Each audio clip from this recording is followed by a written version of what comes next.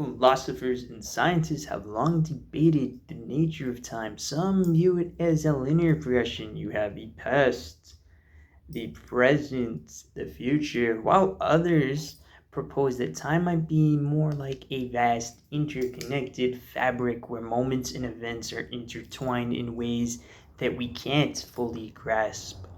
On a more personal level, I think time affects how we perceive our lives. It shapes the way we do things and the decisions we make. Our everyday life is influenced by how much time do we have, how much time do we need to do these things, what we should focus our time on. So, time may decide what we do and the things we don't do. It's all based on time and how you perceive that time. I know for one, I have done, nothing, just thinking if I had time for the things I wanted to do and just wasting time spending on thinking. We often feel rushed or even pressured by deadlines, and these are based on time, what we have to complete in the next few hours, what needs to be done by this time. So it influences the way we do things. But when we look back at things, we might find that time seemed to stretch out. It makes moments of joy or hardship seem more intense than they should be. Perception of time can deeply influence our mental and emotional well being. For example, when we're engaged in something we love, time seems to fly by. It goes very, very, very quickly. You know the saying, time flies when you're having fun. Whereas moments of stress can feel longer. The days will feel so long if you're stressed, you're busy.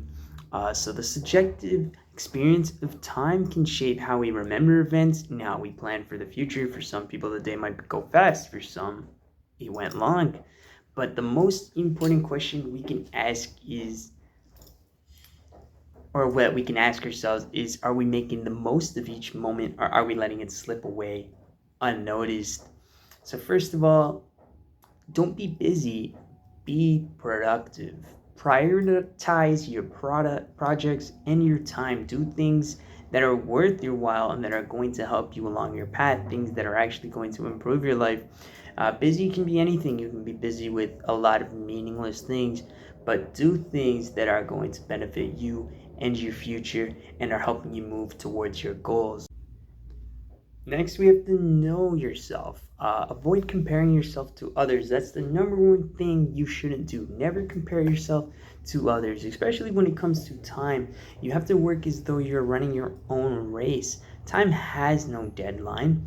Each person is going to work differently. Everyone is going to work at their own pace. Some may be faster than others.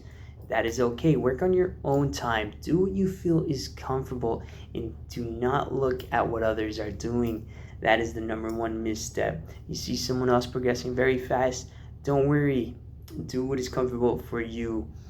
And also important to make time for your passions. Balance is the key to everything. That's why they say work hard, but also play hard too. Find time for yourself and do the things that you love. Play a sport, maybe music, watch TV, do things that are going to make you happy as well, but also progress towards your future. But have some time for yourself, have some. Next, we need to unlock the power of no. Saying no isn't rude, it's important. Don't bite more than you can chew. If you have to say no, then say it. Your time is your time, so don't waste it on others if you are unable to. If you have the time to spare, sure, it's okay to say no. If you don't, if you really can't, don't. The more you say yes to things, the more you have to commit to them, and then you become unreliable. It's okay to say no. If they are a good friend or a good person, they are going to understand. So stay motivated, keep going no matter what. Your time is valuable. Your time reflects on the progress you made today. So also make time to reflect on what you did and continue to push yourself and use your time wisely. So maybe it's not just about understanding time, but about making conscious choices to live meaningfully within it. After all, time is the canvas upon which we paint our lives. How we use it defines who we are. Today, we're diving into one of the most elusive and fascinating concepts, time. It's something we all experience, yet so often we take time for granted. So let's take a moment to reflect on its nature and significance.